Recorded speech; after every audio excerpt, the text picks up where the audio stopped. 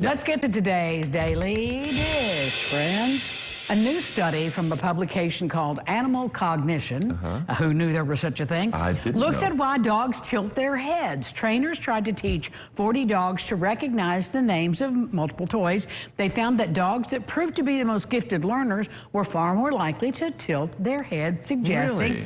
there's a relationship between dogs tilting their heads and processing irrelevant, meaningful stimuli. The dogs tended to tilt their heads to the same side every time. Yeah. Border Collies, no surprise, best at it.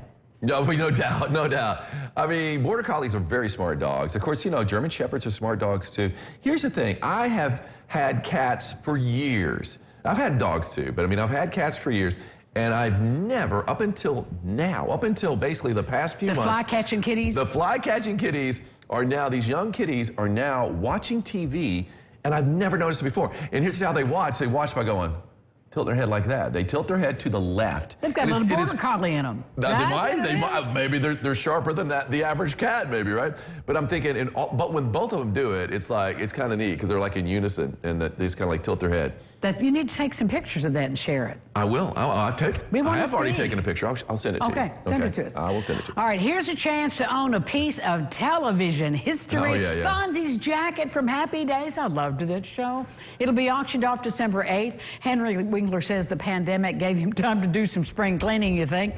The jacket's Right. among 26 items he's going to sell, and actually, there were 7 Fonzie jackets. Winkler owns 2. Happy Days creator Gary Marshall owns 2. One was stolen, and one's on the display at the Smithsonian. The last one was destroyed in Fonzie's famous Jump the Shark episode, and which you're going to see there. Part of the auction proceeds, of course, go to charity. The Fonz. You know, that episode, Jump the Shark there. First of all, why is he wearing a leather jacket out there? Because he's Fonzie, that's why. Okay, all right, that explains something. Here's the thing, though.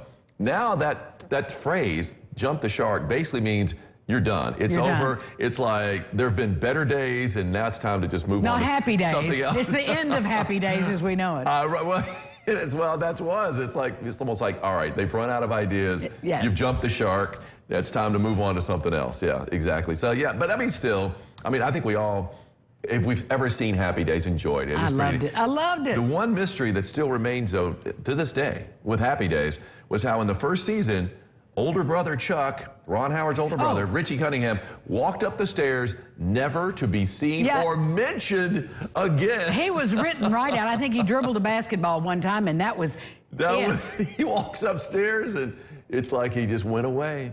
And Well, never, that happens. Yeah, it wasn't a happy day for him. He probably lost out on a big bankroll. Yeah, it was pretty funny, man. You're right. They never met. It's like it never happened. No, not at all. Yeah. Kind of well, crazy. It is crazy. Talk about crazy. This is crazy. I read an article about this yesterday. A dormitory in California hasn't been built yet, and hopefully it won't. It's already getting a lot of backlash, and here's why. It would house more than 4,500 students, and the building would have only 2 entrances, dorm rooms, no windows. Wow. Windows would only be in the communal spaces. Instead, the rooms would have virtual windows that would simulate daylight. I know. A consulting architect has already quit the project, saying there is no way protesting, and so donor Charles Munger calls himself an amateur architect, and he insists that his donation is contingent upon the builders following that exact plan. And here's what I say to that. What's that? That tells me that Charlie Munger does not give a care about any of those kids. I'd say he wouldn't give something else about those kids. Here's the thing. Now, here's the thing about that. Yeah, they're just trying to cram as many students into a small space as possible. It doesn't sound safe. And 2, it almost sounds like an army barracks. You know what I'm saying? Just cram a bunch of guys into the room.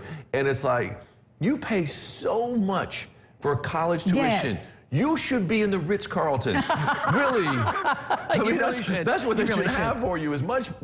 But here's your pod. Hundreds of thousands of dollars sometimes for a college education, and you're throwing you into an army barracks? Are you kidding me? Well, and in this day of COVID, coronavirus, contagion, that's a great plan.